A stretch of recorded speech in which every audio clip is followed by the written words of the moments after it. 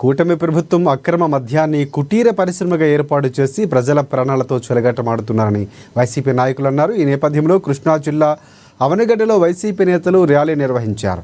Excise office వద్ద నిరసన తెలిపి కల్తీ మద్యం అరికట్టి దోషులను శిక్షించాలని ఎక్సైజ్ సిఐ గిరిజా కుమార్కి వినతిపత్రం వైసీపీ నేతలు అందజేశారు. వైసీపీ హయాంలో మద్యం నియంత్రణ కోసం ప్రభుత్వమే మద్యం షాపులు ఏర్పాటు చేసి సమయం ప్రకారం నడిపి ఒక్కో మనిషికి 1 లేదా 2 బాటిల్స్ మాత్రమే ఇచ్చేవారన్నారు. నాడు మద్యపాన ప్రజలను కడుపు కొట్టావని కూడా జగన్ని పవన్ విమర్శించారు.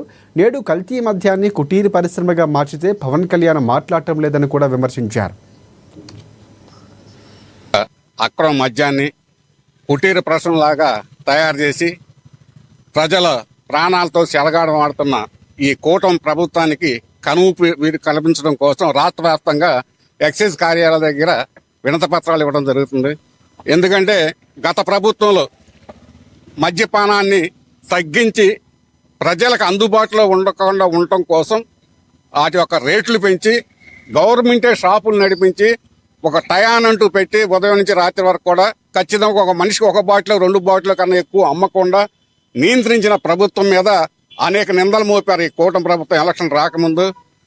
అందుట్లో అయితే మన పవన్ కళ్యాణ్ గారు అయితే ఆయన మాట్లాడిన మాటలు ఎంత ఆశ్చర్యపదం అంటే, జగన్ మద్యప్రాణ ప్రియుల కడుపు కొట్టావు జగన్ అన్న మనిషి ఇవాళ రాష్ట్ర వ్యాప్తంగా కల్తీ మద్యాన్ని కుటీర పరిశ్రమలాగా అమ్ముతున్నా కూడా కనీసం నోరెత్తలేని స్టేజీలో ఆయన ఉన్నా అంటే ఆయన పార్టీ ఏంటో ఆయన విధానాలు ఏంటో జనం ఇప్పుడు కానీ అర్థం చేసుకోవాలని మేము అడుగుతున్నాము.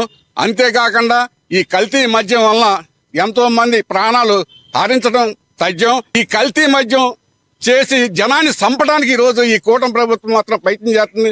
దీన్ని వెంటనే అరికట్టమని ఇటు ఎక్సైజ్ డిపార్ట్మెంట్ వారికి అటు